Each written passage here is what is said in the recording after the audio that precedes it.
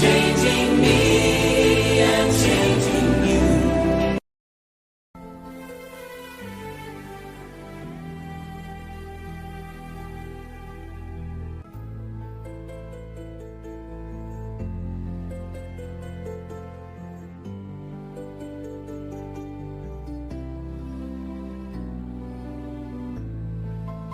Praise the lord. అందరూ బాగున్నారా? దేవుని కృపను బట్టి మీరందరూ క్షేమంగా ఉన్నారని ప్రభువుని స్తుతిస్తూ ఉన్నాను. ఈ దినము దేవుని వాక్య ధ్యాన నిమిత్తమై సమూయేలు మొదటి గ్రంథము 1వ అధ్యాయము 7వ వచనాన్ని ధ్యానించుకుందాం. సమూయేలు మొదటి గ్రంథము 1వ అధ్యాయము 7-8 వచనాలను మనం ధ్యానించుకుందాం. గత కొన్ని దినములుగా దేవునికి ఇవ్వబడిన పేర్లను, అంటే ఆయనకి ఎలాంటి పేర్లు పాత నిబంధన గ్రంథంలో ఇవ్వబడ్డాయి, వాటి అర్థం ఏమిటి, వాటి ద్వారా ఆధ్యాత్మిక పాఠాలు మనం ఏం నేర్చుకోగలం అనే విషయాలను కొన్ని దినాలుగా మనం నేర్చుకుంటూ ఉన్నాం ప్రతి దినము. అయితే ఈ దినము సమూయేలు మొదటి గ్రంథం 1వ అధ్యాయము 7 లేదా 8 వచనాల్లో దేవునికి ఒక క్రొత్త పేరును మనం గమనిస్తున్నాం. ఆ క్రొత్త పేరేంటి అని ఆలోచన చేస్తే సైన్యములకు అధిపత్యకు యెహోవా అనే తెలుగు బైబిల్లో మనం గమనిస్తున్నాం. అంతకు ముందనడు కూడా సైన్యములకు అధిపత్యకు యెహోవా అనే మాటను మనం ఎక్కడ కూడా చూడము. బైబిల్ గ్రంథంలో పలుమార్లు సైన్యములకు అధిపత్యకు యెహోవా సెలవిచ్చినదేమనగా సైన్యములకు అధిపత్యకు యెహోవా అనే మాటను మనం గమనిస్తున్నాం. అయితే హీబ్రూలో దీన్ని ఖచ్చితమైన పదాన్ని కనుక చూస్తే యెహోవా షబోత్ లేదా జెహోవా షబోత్ అనే పదాన్ని మనం గమనిస్తున్నాం. షబోత్ అనగా సైన్యములకు అధిపతి అనే మాటను మనం గమనిస్తున్నాం. సైన్యములకు అధిపతి యెహోవా అనగా మన దేవుడు సైన్యములకు అధిపతి. ఈ సైన్యం సైజ్ ఎంతండి, సైన్యం ఎంత ఉంటారు, జనాభా ఎంత ఉంటారు, సైన్యం అంటే ఎంత అనే ఒక ప్రశ్న మనకు రావచ్చు.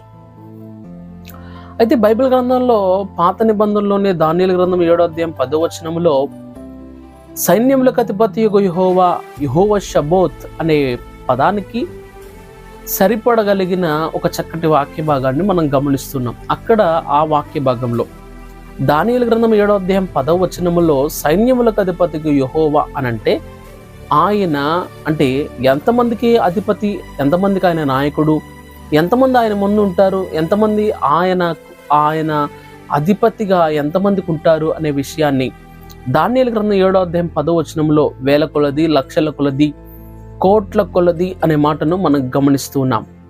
సో ఆయన కోట్ల ప్రజల మందికి అధిపతిగా మనం గమనిస్తున్నాం. ప్రస్తుత జనాభాని మనం గనక ఆలోచన చేయగలిగినట్లయితే ప్రస్తుత జనాభా దగ్గరగా 800 మిలియన్ల కోట్ల జనాభా దాటినట్లుగా మనం గమనిస్తూ ఉన్నాం ప్రియులారా, ప్రపంచ జనాభా. సో దేవుని రాకడ ఆలస్యమైతే ఎంతవరకు ప్రపంచ జనాభా పెరగొచ్చో మనం అంచనా వేయకపోవచ్చు, కానీ ఆయన కోట్ల కొలది ప్రజలకు అధిపతి అనే విషయాన్ని దానియేలు గ్రంథంలో మనం గమనిస్తూ ఉన్నాం. వాక్యం వింటున్న మన దేవునికి ఇవ్వబడిన అనేకమైన పేర్లలో సైన్యములకు అధిపతి అగు యెహోవా షబోత్ అనే మాటను మనం గమనిస్తూ ఉన్నాం. మన దేవుడు అందరికీ ప్రభువు, అందరికీ అధిపతి, అందరికీ ఆయన నాయకుడు అనే విషయాన్ని బైబిల్ మనందరికీ కూడా తెలియచేస్తూ ఉంది.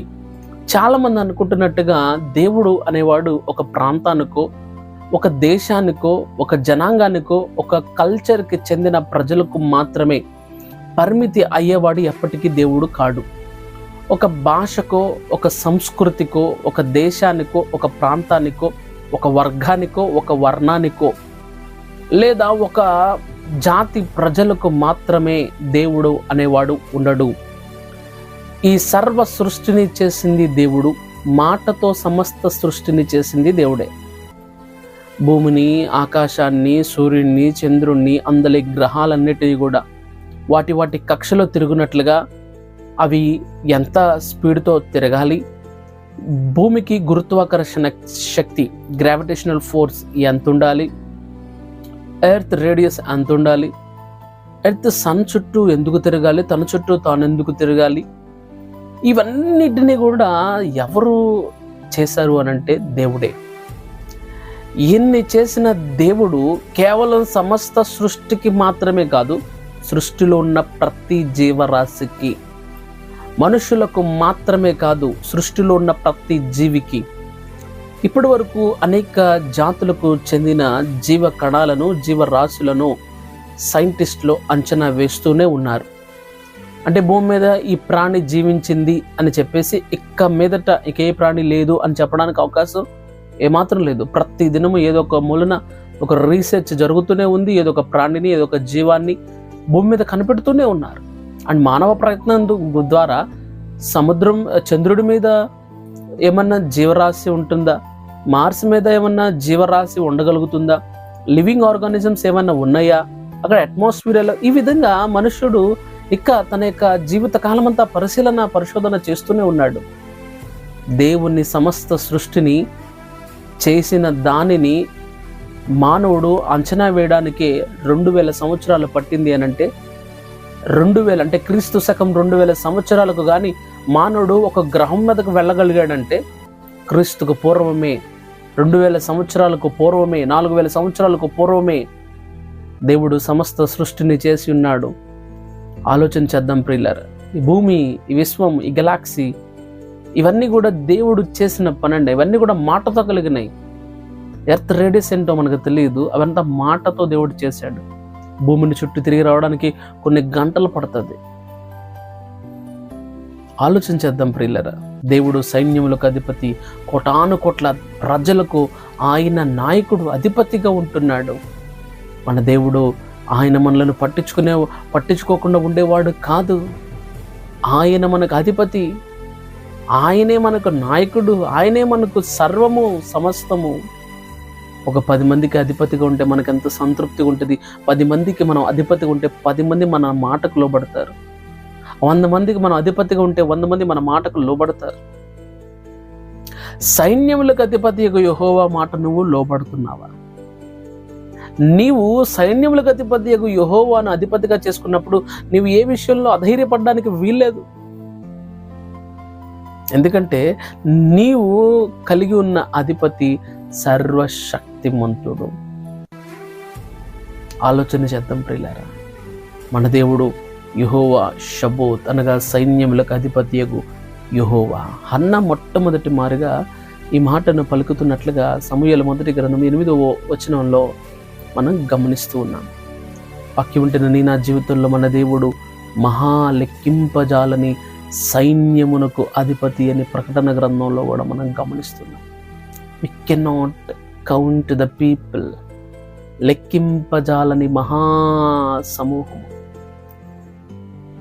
It is impossible to count the multitude of the people among different nations.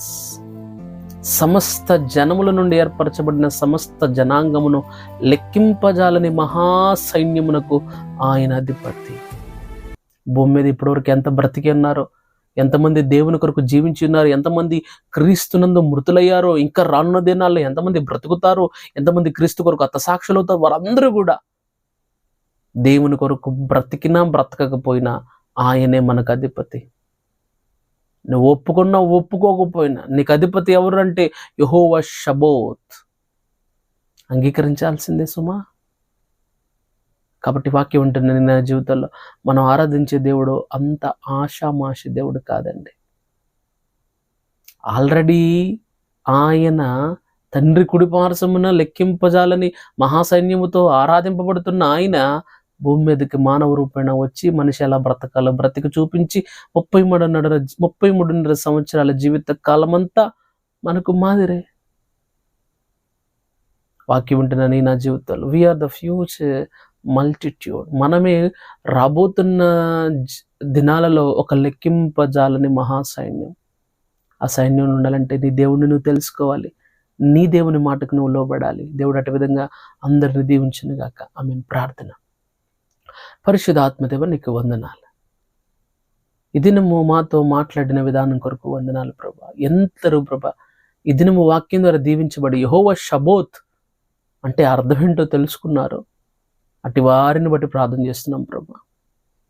ఈ దినము నాయన ఈ యొక్క వాక్యం ద్వారా ప్రభా మీరు ప్రతి ఒక్కరిని ఆదరించండి. ప్రతి ఒక్కరూ నిన్ను గురించి సర్వసత్యము తెలుసుకున్నట్లుగా నీ కృపను దయచేయమని నా ప్రియుడును నజరుడైన యేసుక్రీస్తు నామమున అడిగి పెడుకుంటున్నాను తండ్రి. ఆమేన్. God bless you.